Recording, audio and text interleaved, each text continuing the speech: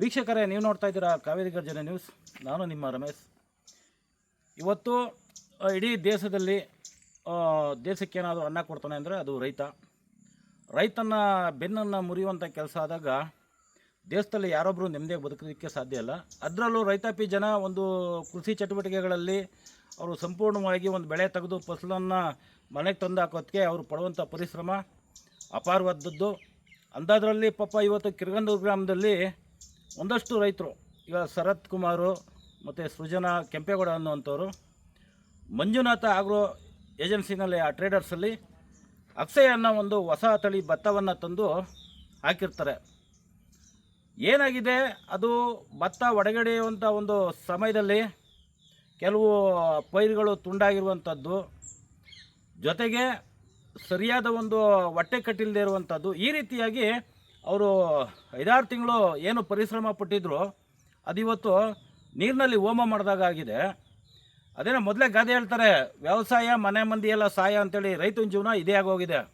ಯಾಕೆ ಪಾಪ ಅವರು ತಿಂಗಳಾನುಗಟ್ಟಲೆ ವರ್ಷಾನುಗಟ್ಟಲೆ ಅವರು ಅಟ್ಲೀಸ್ಟ್ ಅವರು ಮಾಡೋ ಕೂಲಿಗಾರು ಅಂದರೆ ಅವ್ರ ಜೀವನ ಬದುಕು ಕಟ್ಕೊಳ್ಳೋಕ್ಕೆ ಅಂತ ಏನು ಬೇರೆಯವ್ರ ಹತ್ರ ಹೋಗಿ ನಾವು ಕೈ ಒಡ್ಬಾರ್ದು ಅಂತ ಹೇಳಿಬಿಟ್ಟು ಅವರು ಏನು ಒಬ್ಬ ರೈತ ಬೆಳೆ ಬೆಳೆದು ಮನೆಗೆ ತಗೊಂಡು ಹೋಗೋದಕ್ಕೆ ಅವ್ರ ಮನೇಲಿ ಉಳ್ಕೊಂಡು 1-2 ಮೂಟೆ 3 ಮೂಟೆ ಭತ್ತ ಉಳ್ಕೊಂಡ್ರೆ ಅದೇ ದೊಡ್ಡದು. ಏನು ಇನ್ನೊಬ್ರ ಹತ್ರ ನಾವು ಕೈ ಚಾಚಬಾರ್ದು, ಒಬ್ಬ ರೈತರು ನಾವು ದೇಶಕ್ಕೆ ಅನ್ನ ಕೊಡೋವಂಥವ್ರು, ನಾವು ಕೈ ಕಟ್ಟಿ ಕೂರಬಾರ್ದು ಅನ್ನೋ ಒಂದು ಸದುದ್ದೇಶದಿಂದ ಅವರು ಅದರಿಂದ ಯಾವುದೋ ಒಂದು ಬಿಲ್ಡಿಂಗ್ ಕಟ್ಕೊಂಡು ಐಷಾರಾಮಿ ಜೀವನ ಮಾಡ್ಕೊಂಡು ಆಸ್ತಿ ಪಾಸ್ತಿನಲ್ಲಿ ಇದು ಮಾಡ್ಕೊಂಡು ಅವರು ಬದುಕಬೇಕಂತೇನಿಲ್ಲ. ಏನೋ ಅವರು ಈ ರೀತಿಯಾಗಿ ನಾವು ರೈತರು ಕಾಲದಿಂದನೂ ಕೂಡ ನಾವು ಈ ಒಂದು ಕೃಷಿಯನ್ನು ಅವಲಂಬಿಸ್ಕೊಂಡು ಬದುಕ್ತಾ ಬಂದಿದ್ದೀವಿ. ಹಾಗಾಗಿ ನಾವು ಇನ್ನೊಬ್ರ ಹತ್ರ ಕೈ ಕಟ್ಟಿ ನಿಲ್ಬಾರ್ದು ಅನ್ನೋ ಒಂದು ಕಾರಣಕ್ಕೋಸ್ಕರವಾಗಿ ಅದರಲ್ಲಿ ಯಾವುದೇ ಲಾಭ ಇಲ್ಲ. ಮಾಡ್ತಾರೆ, ಅದರಲ್ಲೇನು ಉಣ್ಣಕ್ಕಾಗಲಿ ಅಂಥೇಳಿ. ಇನ್ನು ಉಳಿದದ್ದು ಇನ್ನು ದಲ್ಲಾಳಿಗಳು ಆಳು ಮೂಳು ಮಾಡಿರೋ ಸಾಲಕ್ಕೆಲ್ಲ ಆಯ್ತದೆ. ನಿಮಗೆ ಗೊತ್ತಿರೋ ವಿಚಾರ. ಅದರಲ್ಲಿ ಎಷ್ಟೋ ಜನ ಸಾಲದ ಸುಳಿಯಲ್ಲಿ ಸಿಗಾಕೊಂಡು ಇವತ್ತು ಎಷ್ಟೋ ಸಾವುಗಳಾಗ್ತವೆ. ಇದಕ್ಕೆ ಯಾವುದೇ ಒಂದು ಶಾಶ್ವತವಾದ ಪರಿಹಾರ ಇಲ್ಲ. ಯಾಕೆಂದರೆ ಇವತ್ತು ರೈತ ಬೆಳೆಯುವಂಥ ಬೆಳೆಗೆ ಎಲ್ಲರೂ ನೀವು ನೋಡಿ ಒಂದು ಸೂಕ್ತವಾದ ಒಂದು ಬೆಂಬಲ ಬೆಲೆ ಇದೆಯಾ? ಕಷ್ಟಪಟ್ಟು ಬೆವರನ್ನ ಸುರಿಸಿ ದುಡಿಯೋಂಥವ್ರು ರೈತರು, ಅಲ್ಲಿ ಮಧ್ಯೆ ದಲ್ಲಾಳಿಗಳು ಹಣ ಮಾಡ್ಕೊಳ್ತಾರೆ. ಇಂಥ ಒಂದು ಪರಿಸ್ಥಿತಿ ಒಳಗಡೆ ಈ ಥರ ಆಗಿರುವಾಗ ರೈತರು ಏನು ಮಾಡಬೇಕು? ಈಗ ಇಲ್ಲಿ ಮಂಜುನಾಥ ಆಗ್ರೋ ಟ್ರೇಡರ್ಸ್ ಅವ್ರನ್ನ ಹೊಣೆಗಾರನಾಗಿ ಮಾಡಬೇಕಾ, ಅಥವಾ ಆ ತಳಿಯನ್ನು ತಗೊಬಂದು ಸರಬರಾಜು ಮಾಡಿದ್ರಲ್ಲ ಆ ಏಜೆನ್ಸಿ ಅವ್ರಿಗೆ ಇದು ಮಾಡಬೇಕಾ, ಅಥವಾ ಆ ತಳಿಯನ್ನು ಶೋಧನೆ ಮಾಡಿದ್ರು ವಿಜ್ಞಾನಿಗಳು ಅವ್ರ ಮೇಲೆ ಇದು ಮಾಡಬೇಕಾ, ಆ ಕಂಪ್ನಿ ಮೇಲೆ ಇದು ಮಾಡಬೇಕಾ? ಈಗಾಗಲೇ ಈ ವಿಚಾರವಾಗಿ ಏನು ಮಂಡ್ಯ ಕೃಷಿ ಇಲಾಖೆಯ ಸಹಾಯಕ ನಿರ್ದೇಶಕರಾದಂಥ ಸುನೀತಾ ಮೇಡಮ್ ಅವರು ಕೂಡ ಬಂದಿದ್ದಾರೆ. ಮತ್ತು ಮಂಜುನಾಥ್ ಆಗ್ರೋ ಟ್ರೇಡರ್ಸ್ಗೆ ಏನು ಸಪ್ಲೈ ಮಾಡಿದರು ಪ್ರಕಾಶನು ಅವರು ಕೂಡ ಬಂದಿದ್ದಾರೆ. ಈಗ ಇಲ್ಲಿ ರೈತರು ಏನು ಇವ್ರಿಗೆ ನಷ್ಟ ಆಗಿದೆ ಅವರು ಏನು ಹೇಳ್ತಾರೆ ಬನ್ನಿ ನಿಮ್ಮ ಮುಂದೆ ಇಡುವಂಥ ಪ್ರಯತ್ನ ಮಾಡ್ತೀನಿ. ದಯವಿಟ್ಟು ಕೂಡಲೇ ಸಂಬಂಧಪಟ್ಟವರು ಏನು ಅನ್ಯಾಯ ಆಗಿದೆ ಅವ್ರಿಗೆ ನ್ಯಾಯನ ಒದಗಿಸ್ಕೊಡ್ಲಿ ಅನ್ನೋದು ನಮ್ಮ ಕಳಕಳಿ.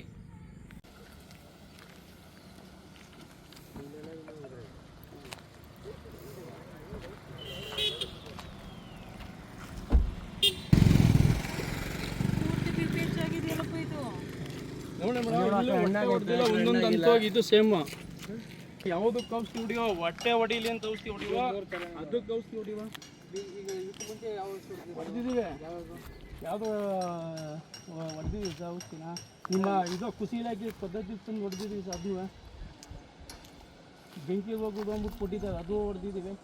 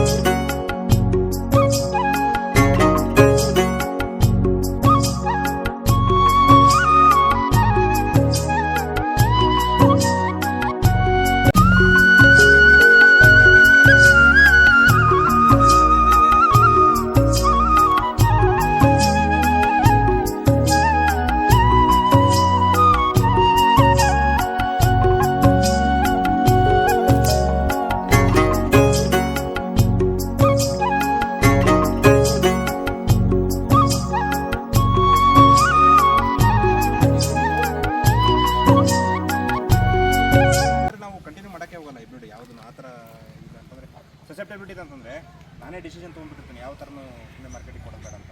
ಮೇಜರಾಗಿ ನಾವು ಎರಡೇ ಹೈಬ್ರಿಡ್ ಕೊಡೋದು ಮೇಡಮ್, 8336 ನಮ್ಮದು ದಪ್ಪತ್ತ, ಆಮೇಲೆ MC30 ಎರಡು ಬಿಟ್ಟರೆ ಯಾವುದು ಕೊಡೋದು. ಈಗ ರೈತ ಟ್ರೈ ಮಾಡೋದು ಯೂನಿಫಾರ್ಮಿಟಿ ಇಲ್ಲ, ಅವರೇ ಮಾತಾಡಬೇಕು ಕಂಪನಿ ಪರ್ಸನ್. ಯಾಕೆಂದರೆ ಟೆಸ್ಟೆಡ್ ಎಲ್ಲ ಫೀಲ್ಡಲ್ಲಿ ಟೆಸ್ಟೆಡ್ ನೋಡಿಕೊಂಡೇ ಅವರು ಸಪ್ಲೈ ಕೊಡೋದು. ನಮ್ಮದೇನು ಜರ್ಮಿನೇಷನ್ ಅದು ಮೊಳಕೆ ಹೊಡೆಯುತ್ತಾ ಇಲ್ವಾ ಅಂತ ನಾವು ಅಷ್ಟೇ ಟೆಸ್ಟ್ ಮಾಡೋಕ್ಕಾಗೋದು. ಲ್ಯಾಬಿಗೆ ಕಳ್ಸೋರು ಅಷ್ಟೇ, ಫೀಲ್ಡ್ಗೆ ಹಾಕ್ದಾಗ್ಲೇ ಯೂನಿಫಾರ್ಮಿಟಿ ಇದೆಯಲ್ವಾ ಅಂತ ಅವರೇ ಕೊಡಬೇಕು. ಮೇಡಮ್ ನಿಮಗೆ ಒಂದು ಪ್ರಶ್ನೆ, ಈಗ ಕಂಪ್ನಿ ಪರಿಹಾರ ಕೊಡುತ್ತೆ ಅಂತ ಹೇಳ್ತೀರಾ, ಈಗ ತಿಂಗಳಾನುಗಟ್ಟಲೆ ರೈತರು ಕಷ್ಟಪಟ್ಟಿರ್ತಾರೆ, ಅವರು ಕೂಡ ಅಲ್ಪ ಸ್ವಲ್ಪ ಪರಿಹಾರದಲ್ಲಿ ಹೇಗೆ ಸಾಧ್ಯ ಅಂತ? ಹೇಗೆ ಸಾಧ್ಯ ಅಂತಲ್ಲ, ಇದು ಆ್ಯಕ್ಚುಲಿ ಯೂನಿವರ್ಸಿಟಿಯಿಂದ ನಮ್ಮ ಯೂನಿವರ್ಸಿಟಿಯವರು ತಳಿಗಳನ್ನ ಬಿಡುಗಡೆ ಮಾಡ್ತಾರೆ ಆಯಿತಾ, ಅದಕ್ಕೆ ಯಾರೂ ಹೋಗಲ್ಲ. ಆಮೇಲೆ ನಮ್ಮ ಇಲಾಖೆಯಿಂದನೂ ಸಬ್ಸಿಡಿ ಇದರಲ್ಲಿ ನಾವು ಕೊಡ್ತೀವಿ. ಸೊಸೈಟಿಗಳಲ್ಲಿ ಯಾರು ಲೈಸೆನ್ಸ್ ಹೋಲ್ಡರ್ ಇರ್ತಾರೋ ಅವ್ರ ಮುಖಾಂತರ ನಾವು ಕೊಡ್ತೀವಿ. ಬಟ್ ರೈತರು ನೀವು ಸಪ್ರೇಟಾಗಿ ಪ್ರೈವೇಟ್ ತಳಿಗಳಿಗೆ ನೀವೇ ಹೋಗ್ತೀರಾ, ನೀವೇ ತೊಗೊಂಡು ನೀವೇ ಹಾಕಿದಾಗ ಅದರದ್ದು ಕಂಡೀಷನ್ ಹೇಗೆ ಅಂತ ನಾವು ಏನು ಟೆಸ್ಟ್ ಮಾಡಿರಲ್ಲ ಮೇಡಮ್. ಈಗ ಮೇಡಮ್ ಇಲ್ಲಿ ಪ್ರೈವೇಟಾಗಿ ತಗೊಳ್ಳಿ, ನಿಮ್ಮ ಗೈಡ್ಲೈನ್ ಮೇಲೆ ತಗೊಳ್ಳಿ, ವಿಚಾರ ಅದಲ್ಲ. ನಾನು ಕೇಳೋ ಪ್ರಶ್ನೆ ಏನಂದರೆ, ಇಲ್ಲಿ ತಿಂಗಳಾನುಗಟ್ಟಲೆ ಪಾಪ ಶ್ರಮ ಪಟ್ಟಿರ್ತಾರೆ ಹಗಲು ರಾತ್ರಿ ಅಂತ ರೈತರು, ಆಯಿತಾ? ರೈತರನ್ನ ದೇಶದ ಬೆನ್ನೆಲುಬು ಅಂತಾರೆ. ಈ ರೀತಿ ಬೆನ್ನನ್ನು ಮುರಿಯುವಂಥ ಕೆಲಸ ಆದಾಗ ಪಾಪ ಅವ್ರು ಇದೆ ಅಲ್ಲಲ್ಲ ಏನು ಮಾಡ್ತೀರಿ, ಸೆಲೆಕ್ಟ್ ಮಾಡ್ಕೋಬೇಕಾದ್ರೆ ವೆರೈಟಿನ ನೀವು ಪ್ರೈವೇಟ್ ಡೀಲರ್ಸ್ ಹತ್ರ ನೀವು ಸೆಲೆಕ್ಟ್ ಮಾಡ್ಕೊಂಡಾಗ ಇದನ್ನು ಫೀಲ್ಡ್ ಲೆವೆಲಲ್ಲಿ ಚೆಕ್ ಮಾಡಿದ್ದಾರೆ ಇಲ್ವ ಅಂತ ನಮಗೆ ಗೊತ್ತಿರಲ್ಲ ಮಾಹಿತಿ. ಫೀಲ್ಡ್ ಲೆವೆಲಲ್ಲಿ ಟೆಸ್ಟ್ ಮಾಡ್ತಾರೆ, ಇದನ್ನು ಟೆಸ್ಟ್ ಮಾಡಿ ಬಿಡುಗಡೆ ಮಾಡ್ತಾರೆ. ಮೇಡಮ್ ಪ್ರೈವೇಟಲ್ಲಿ ಇದು ಮಾಡಿದ್ರೆ, ಮಾರಾಟ ಮಾಡಿದ್ರೆ ಅದನ್ನು ನೀವೇನು ಪರೀಕ್ಷೆ ಮಾಡಲ್ವಾ? ಪರೀಕ್ಷೆ ಅಂದ್ರೆ ನಾವು ಜರ್ಮಿನೇಷನ್ ಟೆಸ್ಟ್ ಅಷ್ಟೇ ಗೌಡ್ರೆ ಮಾಡೋಕ್ಕಾಗೋದು. ಫೀಲ್ಡ್ ಲೆವೆಲಲ್ಲಿ ಈ ಥರ ಯೂನಿಫಾರ್ಮಿಟಿ ಪ್ಯಾನಿಕನ್ ಇನಿಷಿಯೇಷನ್ ಆಗಿದೆ ಇಲ್ವಾ ಅಂತ ಈ ಟೈಮಲ್ಲೇ ಗೊತ್ತಾಗೋದು. ಅಲ್ಲಿವರೆಗೂ ನಮಗೂ ಗೊತ್ತಾಗಲ್ಲ. ಅದು ವೆರೈಟಿ ಚೆನ್ನಾಗಿದೆ ಅಂತ ನಾವು ಜರ್ಮಿನೇಷನ್ ಅಂದ್ರೆ ಮೊಳಕೆ ಪ್ರಮಾಣ ಅಂತ ಮಾಡ್ತೀವಿ. ಮೊಳಕೆ ಪ್ರಮಾಣ ಅಂತ ಮಾಡಿದಾಗ ಜರ್ಮಿನೇಷನ್ 90 ಎಬವ್ ಬಂದ್ರೆ ಚೆನ್ನಾಗಿದೆ ಅಂತ ನಾವು ಹೇಳ್ತೀವಿ.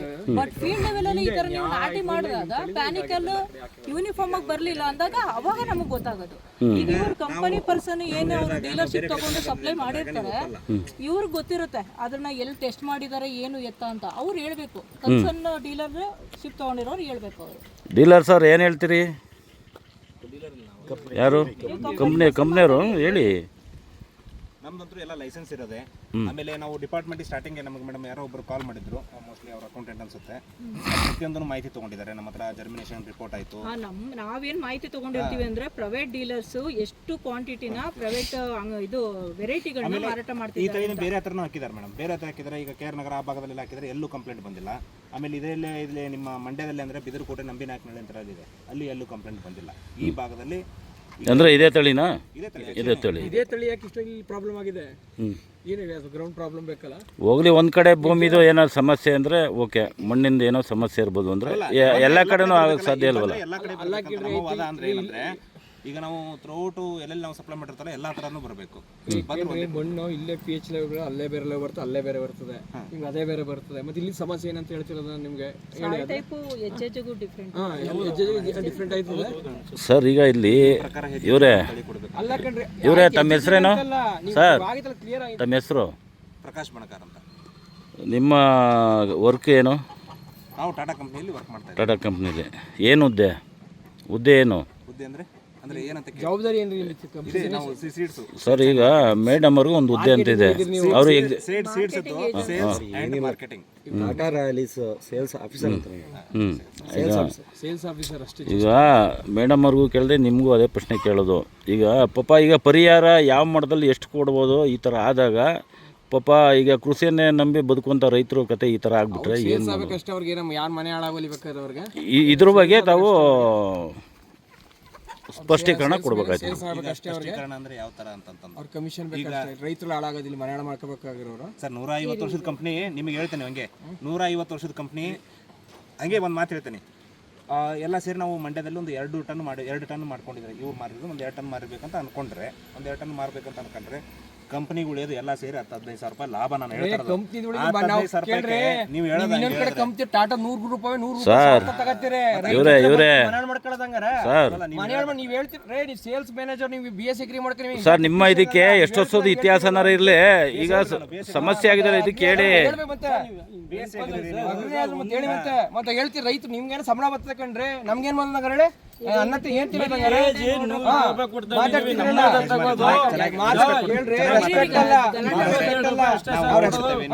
ಈಗ ನೀವು ಚೆನ್ನಾಗಿ ಕೂಲ್ ಆಗಿ ನಿಮ್ಗೆ ಸಮಸ್ಯೆ ಏನಾಗಿದೆ ಕೇಳಿ. ಯಾಕೆ ಈಗ ನಿಮ್ಗೇನು ಬಾಯಿ ಮಾಡಿದ್ರೆ ನಿಮಗೆ ಸೊಲ್ಯೂಷನ್ ಸಿಗುತ್ತೆ, ಪರಿಹಾರ ಸಿಗುತ್ತೆ. ಪರಿಹಾರ ಇನ್ನೇನ್ರಿ ಪರಿಹಾರ ಬೇಕು? ಇನ್ನೇನ್ ಮಾಡ್ತಾರೆ ಹೇಳಿ? ಇನ್ನೇನ್ ಮಾಡ್ತಾರೆ ಸಿಗಲ್ಲ. ನೀವು 120 ಬರೀ 22 ರೂಪಾಯಿ ತಗೋತಿದ್ದೀರಿ. ಸೊಲ್ಯೂಷನ್ ಕಟ್ಟಾಕ್ತಿವಿ ಅಷ್ಟೇ ಬರ್ಲಿ. ನಿಮ್ ಕರ್ಸನ್ ಮ್ಯಾನೇಜರ್ ಹಂಗಾರ, ಕರ್ಸನ್ ಮ್ಯಾನೇಜರ್ ಹಂಗಾರ ಅವ್ನ ಯಾರು ಈಗ ಆಟ ಆಡ್ತಾವ್ರಲ್ಲ, ಏನ್ ಮಾತಾಡೋದನ? ನನ್ನ ಒಂದು ಅನಿಸಿಕೆ ಮೇಡಮ್, ಈಗ ಆಲ್ಮೋಸ್ಟ್ ರೋಗ ಅಂತ ಎಲ್ಲ ಕಡೆ BPH ಬಂದಿದೆ ಇದಕ್ಕೆ. ಈಗ BPH ಅನ್ನಕ್ಕೆ ಈಗ ನಿಮ್ಮದು ಏನೋ ಸೀಡ್ ಪ್ರಾಬ್ಲಮ್ ಇದೆ ಅಂತ ನೀವು ಹೇಳ್ತಾ ಇದ್ದೀರಾ? ನಮ್ಗೆ ತಳಿದ್ರೆ ಇನ್ನೇನ್ ನಿಮ್ದು ಏನು ಸಮಸ್ಯೆ ಇದೆ? ಅದನ್ನೇ ಈಗ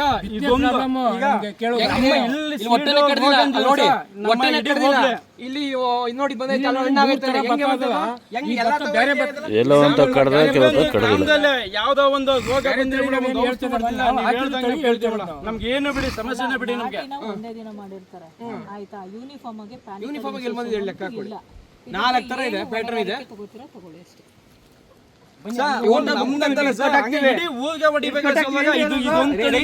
ಮಾಡ್ತಿದ್ದೀರಾ ನೀವು? ಅಲ್ಲ ಸರ್ ಅಂತಾರಲ್ಲ ಏನ್ರಿ ಮತ್ತೆ? ಅಲ್ಲ ನೀವ್ ಹೇಳ್ತೀರ ನೋಡ್ರಿ ಏನ್ರಿ ಮತ್ತೆ?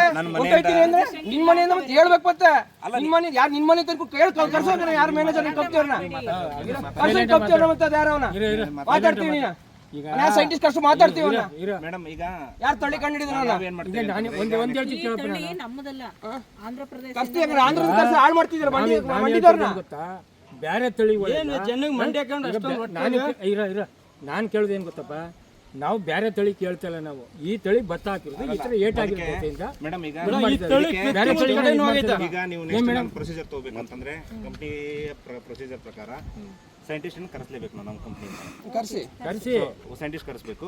ಪ್ಲಸ್ ಡಿಪಾರ್ಟ್ಮೆಂಟ್ ಇಂದ ನೀವೇನಾದ್ರೂ ಇದಕ್ಕೆ ರಿಕ್ವೆಸ್ಟ್ ನಾನು ಕೊಡಿ, ನಾನು JDA ಕೊಡ್ತೀನಿ. ಅಲ್ಲ ರಿಕ್ವೆಸ್ಟ್ ನಾನು ಆಸ್ ಎ ಕಂಪ್ನಿ ಎಂಪ್ಲಾಯ್ ಆಗಿ ನಾನು ಕೊಡಕ್ಕೆ ಬರೋ ರೈತರ ಕಡೆಯಿಂದ ನೀವು ರಿಕ್ವೆಸ್ಟ್ ಕೊಡಬೇಕು. ಯಾಕಂದ್ರೆ ನೀವು ಯಾರ್ಯಾರು ಇದ್ರ ರೈತರು, ನೀವು ಒಂದಷ್ಟು ಜನ ಎಲ್ಲ ಸೇರಿ ಅರ್ಜಿ ಕೊಡಿ. ಮೇಡಮ್ಗೆ ಲೆಟರ್ ಕೊಡಿ. ಮೇಡಮ್ ಇವ್ರು ಕೊಡ್ತಾರೆ. ನಾವು ನಮ್ಮ ಕಂಪ್ನಿಯಿಂದ ಒಬ್ಬ ಇಮಿಡಿಯೇಟ್ಲಿ ಎಲ್ಲ ಕ್ಲಿಯರ್ ಆಗುತ್ತೆ. ಸರ್ ನಮಸ್ತೆ, ಯಾವ ಊರು ಸರ್ ತಮ್ಮದು? ಸರ್ ಏನು ಸಮಸ್ಯೆ ಆಗಿದೆ? ಈಗ ಮಂಜುನಾಥ್ ಔಷಧಿ ಅಂಗಡಿಯಲ್ಲೇ ಬಿತ್ತನೆ ತನ್ನ ಭತ್ತನ, ಅದು ಕಳಪೆ ಬೀಜ ನಡೀತಾ ಇದೆ. ಎಲ್ಲ ಸ್ವಲ್ಪ ಜೋರ ಮಾತಾಡಿ. ಎಲ್ಲ ಒಂದು ಸ್ವಲ್ಪ ಚೋಟ ಗೊನೆ ಮತ್ತು ಇಳುವಾಗ ಏನು ಭತ್ತ ಎಲ್ಲ ಹೋಗಿ ಬಿದ್ದೆ ಹಾಳಾಗಿ ಹೋಗೈತೆ. ಸುಮಾರು ಒಂದು 2 ಎಕರೆಯಲ್ಲಿ ನಾಟಿ ಮಾಡಿಸಿದ್ದೀವಿ ಸರ್. ಹೇಳಿ, ಎಷ್ಟು ಬಂಡವಾಳ ಹಾಕಿದ್ರಿ ನಿಮ್ಮ ಈ ಕೃಷಿ ಇದಕ್ಕೆ? ಏನೆಲ್ಲ ಖರ್ಚಾಗಿದೆ? ಎಕರೆಗೆ 25,000 ಬೇಕೇ ಬರುತ್ತೆ. ಎಕರೆಗೆ 25,000 ಬೇಕು. ಈಗ ಒಟ್ಟಾರೆ ಎಷ್ಟು ಎಕರೆಗೆ ಹಾಕಿ ಈ ಥರ ಆಗಿದೆ? ನಮ್ಮದು 2 ಎಕರೆ ಇದೆ ಸ್ವಂತ. ನಮ್ಮ ಚಿಕ್ಕಪ್ಪದು ನಾವೆಲ್ಲ ಗುಟ್ಕೆ ಮಾಡ್ಕೊಂಡಿದ್ದೀನಿ. ಆ ಭತ್ತನ ಎಲ್ಲಿಂದ ತಂದಿದ್ರಿ ನೀವು? ಮಂಜುನಾಥ್ ಆಗೋದು ಆಗ್ರೋ ಟ್ರೇಡರ್ಸ್ ಮತ್ತು ಅಕ್ಸೈ ಕಂಪ್ನಿ, ಟಾಟಾ ಕಂಪ್ನಿ ಅದು.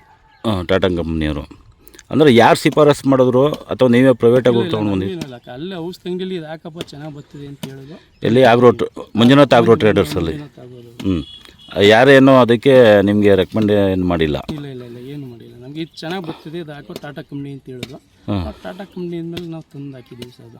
ಅದು ನೋಡಿದ್ರೆ ಈಗ ಭತ್ತ ಎಲ್ಲ 100ಕ್ಕೆ 80 ಭಾಗ ಹಾಳಾಗಿ ಹೋಗೈತೆ.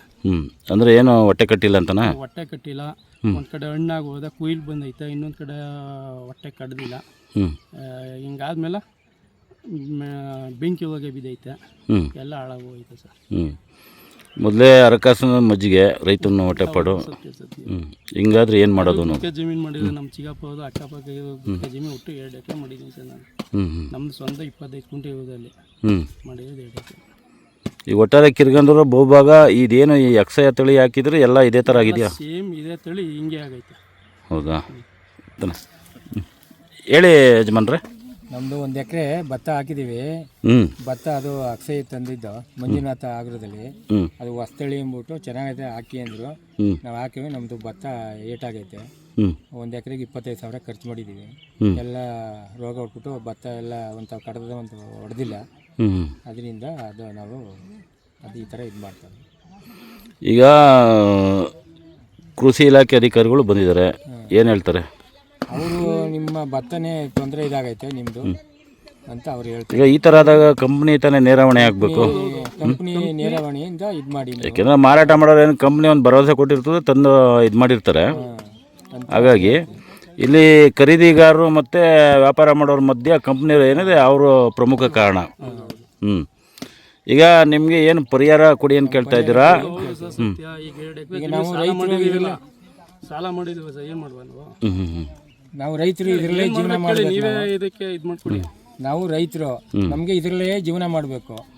ಇದರಲ್ಲೇ ಈ ಥರ ಆದರೆ ನಾವು ಮಾಡೋದೇನೋ ನಾವು ಇಲ್ಲ. ಕಂಪ್ನಿ ಬ್ಯಾನ್ ಮಾಡಿ, ಔಷಧಿ ಅಂಗಡಿ ಬ್ಯಾನ್ ಮಾಡಿ. ಈಗ ಔಷಧಿಗೆ ತಂದು ಔಷಧಿ ಲೋಕಲ್ ಅಂತ ಹೇಳೋದು, ಇದು ಔಷಧಿ ಅಂಗಡಿ ಹೊತ್ತೇನೆ ಕೊಡೋದು ಔಷಧಿನ ನಮಗೆ. ಇದು ಲೋಕಲ್ ಒರಿಜಿನಲ್ ನಮಗೆ ಗೊತ್ತು. ಅಂಗಡಿ ಮತ್ತು ಕಂಪ್ನಿ 2 ಬ್ಯಾನ್ ಮಾಡೋದು. ನಿಮಗೆ ಸಿಗದೋ ಇದಿಲ್ಲ, ಬ್ಯಾನ್ ಮಾಡಿಸಿ. ಆಯ್ತು. ತಳಿ ಮತ್ತೆ ಮೇನ್ ಮೆಡಿಸಿನ್ ಕೊಟ್ಟವ್ರೆ ಅಂತಂತಾರಲ್ಲ ಔಷಧಿನ, ಅವ್ರು ಈಗ ಸರ್ಕಾರಿ ಈಗ ಕೊತ್ತತ್ತಿಯಿಂದ ತಂದ್ರೆ ದುಡ್ಡು ಅಂತ ಹೊಡೆದಿದ್ದಾರೆ, ಎರಡೂ ತಂದಿದ್ದಾರೆ. ಆ ಎರಡು ಅವ್ರು ಹೇಳ್ತಾರೆ, ಕಂಪ್ನಿಯವ್ರು ಬಂದು ಹೇಳ್ತಾರೆ, ಕಂಪ್ನಿಗೆ ಇವರು ಅಂಗಡಿಯವರು ಇಲ್ಲ ನೀವು ಅಲ್ಲಿ ತಂದು ಕಳಪೆ ಔಷಧಿ ನೋಡಿದೀರ ಅಂದ್ರೆ ಗೌರ್ಮೆಂಟು ಹಂಗಾರೆ ಕಳಪೆ ಕೊಟ್ಟಿದ್ಯಾ? ಹಂಗಾರೆ ನಮ್ಮ ಪ್ರಶ್ನೆ ಕೇಳೋದಷ್ಟೇ, ಗೌರ್ಮೆಂಟ್ ಕಳಪೆ ಕೊಟ್ಟಿದ್ಯಾ? ಅಧಿಕಾರಿಗಳು ಹೇಳ್ಬೇಕು ಅವ್ರೆ ಹಂಗಾರೆ ಅದಕ್ಕೆ ನಮ್ಮ ಕಳಪೆ ಇದೆ ಅಂತ ಅವ್ರು ಹೇಳ್ಬೇಕು. ಹಂಗಾರೆ ಅಂಗಡಿಯವ್ರ ಕಳಪೆ ಇದೆಯೋ ಗೌರ್ಮೆಂಟ್ ಕಳಪೆ ಇದೆಯೋ ಹೇಳ್ಬೇಕು. ಅವ್ರು ಏನು ಕೃಷಿ ಇಲಾಖೆ ಅವ್ರು ಹೇಳ್ಬೇಕಾದ ಹಂಗಾರೆ. ಈಗ ಇಡೀ ರಾಷ್ಟ್ರದಲ್ಲಿ ನಮ್ಮ ಮಂಡ್ಯದಲ್ಲಿ ನಮ್ಮೂರಲ್ಲಿ ಎಲ್ಲ ಬೇರೆ ಎಲ್ಲ ಯಾವ್ದು ತಳಿ ಏನು ಪ್ರಾಬ್ಲಮ್ ಆಗಿಲ್ಲ. ಅಕ್ಕಪಕ್ಕ ವಿಡಿಯೋ ಮಾಡಿ ತಳಿ ಮಾತ್ರ ಯಾಕಾಗಿದೆ, ಯಾವ ತಳಿ ಚೆನ್ನಾಗೈತೆ ನೀವೇ ನೋಡಿ. ಅಲ್ಲ, ಬೇರೆ ಕಡೆ ಎಲ್ಲ ಚೆನ್ನಾಗಿದೆ, ಇಲ್ಲಿ ಇದೊಂದು ತಳಿ ಇದು ಮಾತ್ರ ಈ ಥರ ಸಮಸ್ಯೆ ಇದೆ. ಇದೊಂದು ತಳಿನೇ ಹಿಂಗಾಗಿರೋದು. ಮೇಡಮ್ ನಮಸ್ತೆ. ನಮಸ್ತೆ. ತಮ್ಮ ಹೆಸರು ಮೇಡಮ್? ನನ್ನ ಹೆಸರು ಸುನೀತಾ ಅಂತ. ಹಾಂ ಮೇಡಮ್. ಮಂಡ್ಯ ತಾಲೂಕಿನ ಸಹಾಯಕ ಕೃಷಿ ನಿರ್ದೇಶಕರು ನಾನು. ಹಾಂ ಮೇಡಮ್. ಒಂದು 3 ತಿಂಗಳಿಂದ ಕೆಲಸ ನಿರ್ವಹಿಸ್ತಾ ಇದ್ದೇನೆ ನಾನು. ಇಲ್ಲಿ ರೈತರು ಬಂದು ನಮ್ಮ ಆಫೀಸ್ಗೆ ಬಂದು ಈ ಥರ ಅಕ್ಷಯ ಅಂತ ಪ್ಯಾಡಿ ವೆರೈಟಿನ ನಾವು ಹಾಕಿದ್ದೀವಿ. ಹಾಕಿದಂಥ ಸಂದರ್ಭದಲ್ಲಿ ನಮಗೆ ಯೂನಿಫಾರ್ಮಾಗೆ ತೆನೆ ಹೊಡೆದಿಲ್ಲ ಅಂತ ಹೇಳಿ ಬಂದು ನಮಗೆ ಈ ಥರ ಸ್ಪಾಟ್ಗೆ ಕರ್ಕೊಬಂದಿದ್ದಾರೆ. ಎಲ್ಲ ಜಮೀನನ್ನು ವೆರಿಫೈ ಮಾಡಿದಾಗ ಪ್ಯಾನಿಕಲ್ಲಿ ಯೂನಿಫಾರ್ಮಾಗೆ ಇನಿಷಿಯೇಷನ್ ಆಗಿಲ್ಲ. ಮತ್ತು BPH ಕಂದುಜಿಗಿ ಹುಳು ಅಂತ ಹೇಳ್ತೇವೆ. ಕಂದುಜಿಗಿ ಹುಳು ಕೂಡ ಇದು ಸಸೆಪ್ಟಬಲ್ ಇದೆ ವೆರೈಟಿ. ಹಾಗಾಗಿ ಇಳುವರಿ ಕೂಡ ಅಷ್ಟೇನು ಸಿಗಲ್ಲ ಅಂತ ಅನ್ಕೋತೀನಿ ನಾನು. ರೈತರು ಎಲ್ಲ ಏನು ಹಾಕಿದ್ದಾರೆ ರೈತರು ಪೂರ್ತಿ ಆ ಅಕ್ಷಯನ ವೆರೈಟಿ ಏನಿದೆ ಅದು ಪೂರ್ತಿ BPHಗೆ ಸಸೆಪ್ಟಬಲ್ ಇದೆ. ಓಕೆ. ಇದಕ್ಕೆ ಯಾರು ಜವಾಬ್ದಾರು ಮೇಡಮ್? ಈಗ ಲೈಸೆನ್ಸ್ ತಗೊಂಡು ಅವರು ಮಾರಾಟ ಮಾಡಿರ್ತಾರೆ. ಏಕೆಂದರೆ ರೈತರು ಅಂದಾಗ ಪಾಪ ಹಗಲು ರಾತ್ರಿ ಶ್ರಮ ಪಡ್ತಾರೆ. ಮೊದಲೇ ಗಾದೆ ಮಾತೆ ಇದೆ, ಮಾಡೋ ವ್ಯವಸಾಯ ಮನೆ ಮಂದಿ ಎಲ್ಲ ಸಹಾಯ ಅಂತ. ಈ ಥರ ಆದಾಗ ಪಾಪ ಸಾಲ ಸೂಲ ಮಾಡಿರ್ತಾರೆ, ಎಷ್ಟೋ ಆತ್ಮಹತ್ಯೆಗಳಾಗ್ತವೆ ಸಾಲ ತೀರ್ಸೋಕ್ಕಾಗ್ದೇ. ಇಂಥ ಪರಿಸ್ಥಿತಿ ಒಳಗಡೆ ಈ ಥರ ಆಗಿಬಿಟ್ರೆ ಯಾರು ಜವಾಬ್ದಾರಿ ಇದಕ್ಕೆ? ರೈತರಿಗೆ ನಾನು ಹೇಳೋದೇನಂತ ಅಂದರೆ ಎಲ್ಲರೂ ಯಾವ ತಳಿನ ಹಾಕಿ ಚೆನ್ನಾಗಿದೆ ಅಂತ ಹೇಳ್ತಾರೆ, ಆ ತಳಿಗೆ ಯಾಕೆ ಮೇಡಮ್ ಇಂಥ ತಳಿ ಅಲ್ಲ ಮಾರ್ಕೆಟಿಗೆ ಬಂದಾಗ ಇಂಥ ತಳಿ ನೀವೇನು ಅದನ್ನೇನು ಪರೀಕ್ಷೆ ನಡೆಸಲ್ವಾ? ಅದೇ ನಾವು ಪರೀಕ್ಷೆ ಮಾಡ್ತೀವಿ. ಪರೀಕ್ಷೆ ಮಾಡೋದೇನಂದ್ರೆ ನಾವು ಮೊಳಕೆ ಪ್ರಮಾಣನ ಅಷ್ಟೇ ಪರೀಕ್ಷೆ ಮಾಡ್ತೀವಿ. ಬಟ್ ಫೀಲ್ಡ್ ಲೆವೆಲ್ ಅಲ್ಲಿ ಅದೇನಾಗಿದೆ ಅಂತ ನಮಗೂ ಗೊತ್ತಿರಲ್ಲ. ಅದು ಜರ್ಮಿನೇಷನ್ ಪೂರ್ತಿ ಚೆನ್ನಾಗಿದೆ, ಜರ್ಮಿನೇಷನ್ ಏನು ತೊಂದರೆ ಇಲ್ಲ. ಇಲ್ಲೇನು ಪ್ರಾಬ್ಲಮ್ ಆಗಿದೆ ಅಂದರೆ ತೆನೆ ಹೊಡೆಯೋ ಸಮಯದಲ್ಲಿ ಯೂನಿಫಾರ್ಮಾಗಿ ಬಂದಿಲ್ಲ. ಒಂದೊಂದು ಕಡೆ ತೆನೆ ಬಂದಿದೆ, ಒಂದೊಂದು ಕಡೆ ತೆನೆ ಬಂದಿಲ್ಲ, ಇನ್ನೊಂದು ಕಡೆ ಹಣ್ಣಾಗ್ತಿದೆ, ತೆನೆ ಬಾಗಿ ಹಣ್ಣಾಗ್ತಿದೆ. ಈ ಥರ ಕಂಡೀಷನ್ ಇರೋದ್ರಿಂದ ವೆರೈಟಲ್ ಡಿಫೆಕ್ಟ್ ಏನಿದೆ ಕಂಪನಿ ಪರ್ಸನ್ನು, ಆ ಕಂಪನಿಯವ್ರು ಏನು ಅವ್ರಿಗೆ ಸಪ್ಲೈ ಮಾಡಿರ್ತಾರೆ ಮಂಜುನಾಥ ಆಗ್ರೋ ಏಜೆನ್ಸಿಗೆ, ಅವರೇ ಹೇಳಬೇಕು. ಈಗ ನೇರ ಹೊಣೆಗಾರರು ಅವರೇನೇ ಅಂತೀರಾ? ಹೊಣೆಗಾರಿಕೆ ಆಗ್ತದೆ. ಈಗ ಕಂಪ್ನಿಯವರು ಕಂಪನಿಯವರು ಇದಕ್ಕೆ ಹೊಣೆಗಾರ ಅಲ್ವಾ ಮೇಡಮ್? ಈಗ ಕಂಪ್ನಿಯವರು ಅಲ್ಲಿ ಕೊಟ್ಟಿರ್ತಾರೆ, ಅಂಗಡಿ ಕೊಟ್ಟಿರ್ತಾರೆ, ಅಲ್ಲಿ ಟ್ರೇಡರ್ಸ್ನವರು ಅವರು ಕೊನೆ ಪಕ್ಷ ಅವರು ಮಾರಾಟ ಮಾಡಬೇಕಾದ್ರೆ ಇದರ ಗುಣಮಟ್ಟ ಈ ಥರ ಇದೆ ಅನ್ನುವಂಥದ್ದನ್ನ ರೈತಾಪಿ ಜನಕ್ಕೆ ತಿಳಿಸ್ಕೊಡ್ಬೇಕಾಗಿತ್ತು. ಯಾಕೆಂದರೆ ಮೊಳಕೆಯಲ್ಲೇ ನಾವು ಯಾವುದನ್ನು ದೃಢೀಕರಿಸಿ ಹೇಳೋಕ್ಕಾಗಲ್ಲ. ಅದು ಬೆಳೆದು ಫಲ ಕೊಟ್ಟ ಮೇಲೇ ಅದ್ರ ಬೆಲೆ ಯೋಗ್ಯತೆ ಗುಣಮಟ್ಟ ನಮಗೆ ಗೊತ್ತಾಗುವಂಥದ್ದು. ಹೌದು ಹೌದು. ಹುಲ್ಲು ಚೆನ್ನಾಗಿ ಬಂದಿರುತ್ತೆ, ಚೆನ್ನಾಗಿ ಬಂದಿದೆ ಅಂತ ಅನ್ಕೋತೀವಿ. ಮತ್ತು ರೈತರಿಗೆ ಹೇಳೋದಂದರೆ ನೀವು ಸಣ್ಣ ವೆರೈಟಿಗೆ ಹೋದಾಗ ಪ್ರತಿಯೊಬ್ಬರಿಗೂ ಹೇಳೋದು ಅಂತ ಅಂದರೆ ಕೆಮಿಕಲ್ನ ಅಲ್ಲಲ್ಲೇ ಸ್ಪ್ರೇ ಕೊಡ್ತಾ ಹೋಗಬೇಕು. ಸ್ಪ್ರೇ ಕೊಡಲಿಲ್ಲ ಅಂತ ಅಂದರೆ ಹೆಚ್ಚು ರೋಗ ಮತ್ತು ಕೀಟಬಾಧೆಗೆ ತುತ್ತಾಗೋ ಸಾಧ್ಯತೆ. ನೀವೇನಾದರೂ ಈ ಮಾರಾಟಗಾರರ ಮೇಲೆ ಕ್ರಮ ತಗೊಳ್ತೀರಾ? ಈಗ ನೀವು ಈಗ ಯಾರು ರೈತರು ಬಂದು ನಮ್ಮ ಆಫೀಸಿಗೆ ಬಂದು ವಿಸಿಟ್ ಮಾಡಿದ್ದಾರೆ, ಅವ್ರು ಒಂದು ಲೆಟ್ರ್ ಕೊಟ್ಟರೆ ಆ ಮುಖಾಂತರ ನಾವು ಅವರಿಗೆ ಕನ್ಸರ್ನ್ ಡೀಲರ್ಗೂ ಕ್ರಮ ತಗೊಳ್ಳೋಕ್ಕೆ ನಾವು ವ್ಯವಸ್ಥೆ ಮಾಡ್ತೀವಿ. ಆಯ್ತು ಮೇಡಮ್, ತುಂಬ ಧನ್ಯವಾದಗಳು. ಬನ್ನಿ ಸರ್. ಸರ್ ತಮ್ಮ ಹೆಸರು? ಸರ್ ಪ್ರಕಾಶ್ ಅಂತ.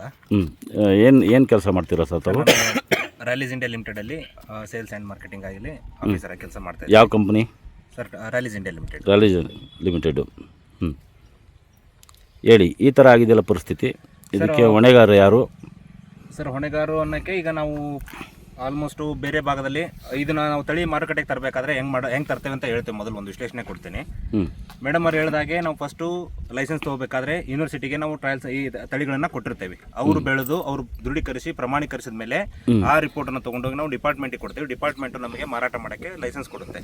ಅಲ್ಲಿವರೆಗೂ ನಾವು ಹಂಗೆ ಪ್ರಕಾರವಾಗಿ ನಾವು ಮಾರಾಟಕ್ಕೆ ಹೋಗಲ್ಲ. ಯಾವಾಗ ನಮಗೆ ದೃಢೀಕರಿಸಿ ನಮಗೆ ಸರ್ಕಾರದಿಂದ ಯಾವಾಗ ದೃಢೀಕರಣ ಪ್ರಮಾಣ ಪತ್ರ ಬರುತ್ತಲ್ಲ ಅವಾಗಷ್ಟೇ ನಾವು ಮಾಡೋಕ್ಕೆ ನಮಗೆ ಒಂದು ಪರ್ಮಿಷನ್ ಸಿಗುತ್ತೆ. ಅದ್ರ ಪ್ರಕಾರವಾಗಿ ನಾವು ವರ್ಷ ಮಾರಾಟ ಮಾಡ್ಕೊಟ್ಟು ಬಂದಿದ್ದೀವಿ. ಈಗ ರೈತರು ಹೇಳ್ತಾರೆ, ಇದಾಗೆ ನೋಡಿದ್ರೆ ರೈತರು ಏನೋ ಸಮಸ್ಯೆಗಳು ಉಂಟಾಗಿದೆ ತಮ್ಮ ಹೊಲದಲ್ಲಿ ಅಂತ ಜಮೀನಲ್ಲಿ ಅಂತ ಹೇಳ್ತಾ ಇದ್ದಾರೆ. ನಾವು ನಮ್ಮ ಕಂಪ್ನಿಗೆ ಇದನ್ನು ನಾವು ರವಾನೆ ಮಾಡ್ತೇವೆ. ನಮ್ಮ ಹೆಚ್ಚಿನ ಅಧಿಕಾರಿಗಳಿಗೂ ನಾವು ಬಂದು ವಿಸಿಟ್ ಮಾಡಕ್ಕೆ ಹೇಳ್ತೀವಿ. ಬಂದಮೇಲೆ ರವಾನೆ ಮಾಡೋದಲ್ಲ ಇವರೇ, ಈಗ ಅವರು 6 ತಿಂಗಳನ್ನು ಕಷ್ಟಪಟ್ಟಿರ್ತಾರೆ ಅಲ್ವಾ? ಅಲ್ಲ, ಈಗ ರವಾನೆ ಇವರೇ ದಯವಿಟ್ಟು ಸರತ ನೀನು ಮಾತಾಡು, ಇಲ್ಲ ನಾನು ಮಾತಾಡ್ತೀನಿ, ಆಯಿತಾ? ಈಗ ನೀವು ಹೇಳ್ತೀರಾ, ಆಯಿತು, ನೀವು ಹೇಳೋದು ಸುಲಭ, ಅಥವಾ ಅವರು ಸುಲಭವಾಗೂ ಪರಿಹಾರ ನೀವು ಕೊಡ್ಬೋದು, ತಗೋಬೋದು, ಅದು ಬೇರೆ ವಿಚಾರ. ಅವ್ರ ಮನೆ ಮಂದಿ ಎಲ್ಲ ಪಾಪ ಕೆಲಸ ಕಾರ್ಯ ಆಗ್ಬಿಟ್ಟು ಹೆಂಡತಿ ಮಕ್ಕಳೆಲ್ಲ ಊಟ ಬಟ್ಟೆ ಎಲ್ಲ ತಗೊಬಂದು ಅಲ್ಲಿ ಕೊಟ್ಟು ಕೆಲಸ ಮಾಡಿರ್ತಾರೆ ನಿದ್ಗೆಟ್ಕೊಂಡು. ರೈತಂಗೆ ಏನು ಸಿಗುತ್ತೆ? ಕೊನೆಗೆ ಏನೋ 1 ಮೂಟೆ 2 ಮೂಟೆ ಭತ್ತ ಉಳ್ಕೊಂಡ್ರೆ ಅದನ್ನು ಬಿಡಿಸ್ಕೊಂಡು ಏನೋ ಮನೆ ಮಂದಿ ಊಟ ಮಾಡುವ. ನಾವು ಬೆಳೆದಂಥ ರೈತರು ಇನ್ನೊಬ್ರ ಹತ್ರ ಹೋಗಿ ಕೈ ಚಾಚೋದು ಬೇಡ ಅನ್ನೋ ಒಂದು ಕಾರಣಕ್ಕೆ ಅವರು ವ್ಯವಸಾಯವನ್ನು ಮಾಡ್ತಾರೆ, ಆಯಿತಾ?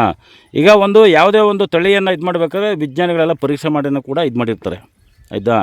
ಈಗ ತಗೊಬಂದು ನೀವು ಕೊಟ್ರಿ, ಬೇರೆ ತಳಿ ಬಿಟ್ಟು ಎಲ್ಲ ಚೆನ್ನಾಗಿದೆ ಅಂದಾಗ ನಿಮ್ಮ ಈ ಎಕ್ಸೆ ತಳಿನೇ ಯಾಕೆ ಹಿಂಗಾಯಿತು? ಅಲ್ಲ, ಅದಕ್ಕೆ ಅದನ್ನು ಪರೀಕ್ಷಿಸೋಕ್ಕೆ ನಮ್ಮ ಮೇಲಿನ ಅಧಿಕಾರಿಗಳು ಬೇಕೇ ಬೇಕು. ಈಗ ನಮಗೆ ತಿಳಿದ ಮಟ್ಟಿಗೆ ನಮಗೇನಿರುತ್ತೆ ಅದಷ್ಟೇ.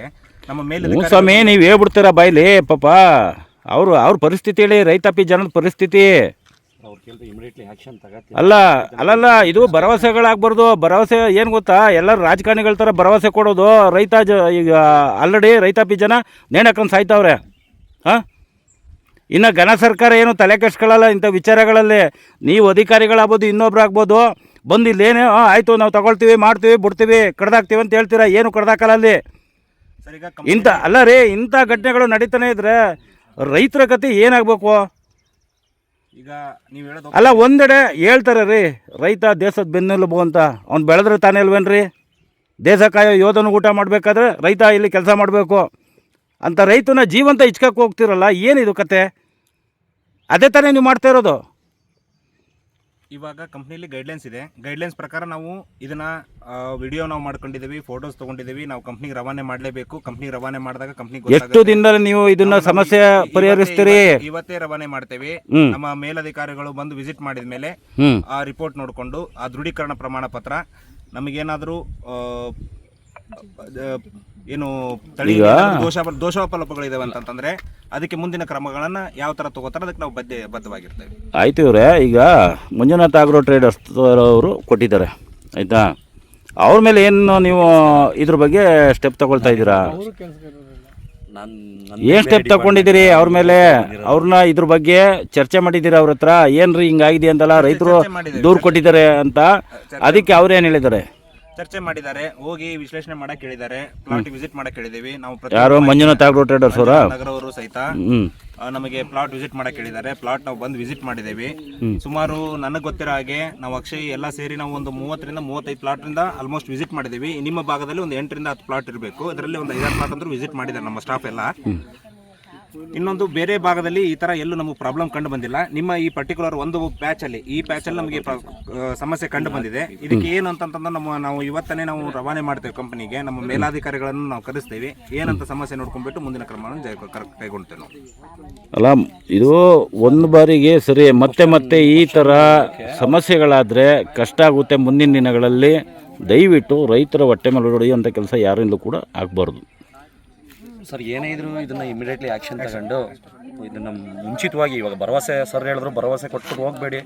ಇವಾಗ ಮಂಜುನಾಥದಿಂದ ನಿಮ್ಗೆ ರೆಫರ್ ಮಾಡಿದಾರಾ ಇಲ್ಲಿ ಹೋಗಿ ನೋಡೋಕ್ಕೆ ಅಂತ ಕೇಳಿದ್ರು.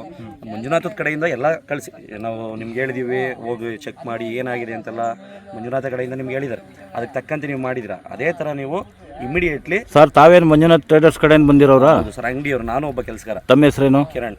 ಹಾಂ ಹಾಂ ನಾನೊಬ್ಬ ಕೆಲಸಗಾರ. ನಮ್ಮಿಂದ ಇವ್ರಿಗೆ ಇದು ಯಾವಾಗ ಒಂದೊಂದು ಸಣ್ಣ ಇನ್ಫಾರ್ಮೇಷನ್ ಬಂತು ಅವಾಗ ಕಂಪ್ನಿಗೆ ಎಲ್ಲ ಥರ ಇಮಿಡಿಯೇಟ್ಲಿ ನಾವು ಆ್ಯಕ್ಷನ್ ತಗೊಂಡಿದ್ದೀವಿ. ಸರ್ ಅದನ್ನು ಏನು ಪ್ರಾಬ್ಲಮ್ ಆಗಿದೆ ಹೋಗಿ ನೋಡಿ ಮಾಡಿ ಅಂತೆಲ್ಲ ಹೇಳಿದ್ದೀವಿ. ಇವಾಗ ಅವರು ನೇರವಾಗಿ ಬಂದಿದ್ದಾರೆ. ನೇರವಾಗಿ ಬಂದರೆ ಬೇರೆ ಕಡೆ ಎಲ್ಲೂ ತೊಂದರೆ ಆಗಿಲ್ಲ, ಮಾತ್ರ ಈ ಭಾಗದಲ್ಲಿ ಆಗಿದೆ ಅಂತ ಕಂಪ್ನಿಯವರು ಕೂಡ ಹೇಳ್ತಿದ್ದಾರೆ. ಇವಾಗ ರೈತರು ಕೂಡ ಅದೇ ಹೇಳ್ತಿರೋದು, ಬೇರೆ ಕಡೆ ಆಗದೆ ಇರೋದು ಇಲ್ಲಿ ಹಂಗೆ ಆಗ್ತದೆ ಕೇಳ್ತಿದ್ದಾರೆ. ಇದನ್ನು ಕಂಪ್ನಿಯವರು ಅದು ಮಾಹಿತಿ. ಸರ್ ನಾನು ಹೇಳೋದೇನೆಂದರೆ ಈಗ 25,000 ರೂಪಾಯಿ ನಾವು ಸಾಲ ಮಾಡಿ ಖರ್ಚಾಗಿದೆ ಅಂದರೆ ನೀವು ಅಷ್ಟನ್ನು ಕೊಟ್ಟರೆ ಅದು ಒಂದು ಪರಿಹಾರಕ್ಕೆ ಬೆಲೆ ಇರುತ್ತೆ. ನೀವು 3 ಕಾಸು ಮಜ್ಜಿಗೆ ಕೊಟ್ಬಿಟ್ಟು ತಗೊಳಪ್ಪ ಅಂತಂದರೆ ಅಲ್ಲೆಲ್ಲ ಹೇಳ್ತಾ ಇರೋದು, ಇನ್ನು ಅವ್ರ ಕೂಲಿ ಅವೆಲ್ಲ ಲೆಕ್ಕ ಹಾಕಬೇಕಾಗುತ್ತೆ. ಸರ್ ಅಲ್ವಾ ಸರ್? ಇಮಿಡಿಯೇಟ್ಲಿ ಆಕ್ಷನ್ ತಗೊಳ್ತೀನಿ ಅಂತಿದ್ದಾರೆ. ಇಮಿಡಿಯೇಟ್ಲಿ ಆಕ್ಷನ್ ತಗೊಳ್ಳಿ. ಅದು ಏನೇನೋ ರಿಪೋರ್ಟ್ ಎಲ್ಲ ಬರುತ್ತಲ್ಲ, ಇವತ್ತೇ ಸಬ್ಮಿಟ್ ಮಾಡ್ತೀನಿ ಅಂತ ಹೇಳ್ತಿದ್ದಾರೆ. ಇವ್ರು ಇವಾಗ ನಾಳೆ ಎಲ್ಲ ಅದು ಬಂದರೆ ಇಮಿಡಿಯೇಟ್ಲಿ ಅದು ಆಕ್ಷನ್ ತಗೊಳ್ಳೋಣ. ದಯವಿಟ್ಟು ಕ್ರಮ ತಗೊಳ್ಳಿ, ಅವ್ರು ನ್ಯಾಯ ಕೊಡಿಸಿ ಸರ್, ಅಷ್ಟೇ. ಆಗ್ಬೋದಾ ಸರ್? ಸರ್ ದಯವಿಟ್ಟು ರೈತರಿಗೆ ಯಾರ್ಯಾರು ತೊಂದರೆ ಆಗಿದೆ ಅಲ್ಲ, ನೀವು ಒಂದು ಕೃಷಿ ಅಧಿಕಾರಿಗಳ ಮುಖಾಂತರ ಒಂದು ಅರ್ಜಿ ಕೊಡಿ. ಆ ಅರ್ಜಿ ಇದ್ದರೆ ನಾವು ಕಂಪ್ನಿಗೆ ನಿಯಮಾನುಸಾರವಾಗಿ ನಾವು ಹೋಗ್ಬೋದು. ನಮ್ಮ ಆ ನಿಯಮ ಅಂದರೆ ಅರ್ಜಿ ಕೊಟ್ಟಾಗ ಕಂಪ್ಲೇಂಟ್ ನಮ್ಮ ಹತ್ರ ಬಂತಂದರೆ ನಾವು ಇವತ್ತೇ ಫಾರ್ವರ್ಡ್ ಮಾಡ್ತೀವಿ. ಫಾರ್ವರ್ಡ್ ಮಾಡಿದ ಪ್ರತಿಯೊಂದು ನಿಮಗೆ ಸಬ್ಮಿಟ್ ಮಾಡ್ತೀವಿ. ನಾವು ಪ್ರತಿಯೊಂದು ರೈತರ ಗಮನಕ್ಕೆ ತಂದಿರ್ತೀವಿ, ಈ ಥರ ಇದೆ, ಈ ಸ್ಟೇಟಸಲ್ಲಿದೆ ಅಂತ. ಅದನ್ನು ನೀವು ರೈತರು ಇವತ್ತು ಎಲ್ಲನೂ ಏನೇನು ಪ್ರಾಬ್ಲಮ್, ಯಾರ್ಯಾರು ಪ್ರಾಬ್ಲಮ್ ಆಗಿದೆ ಅವರೆಲ್ಲ ಸೇರಿ ಒಂದು ಕೃಷಿ ಇಲಾಖೆಗೆ ಒಂದು ಪತ್ರ ರವಾನೆ ಮಾಡಿ.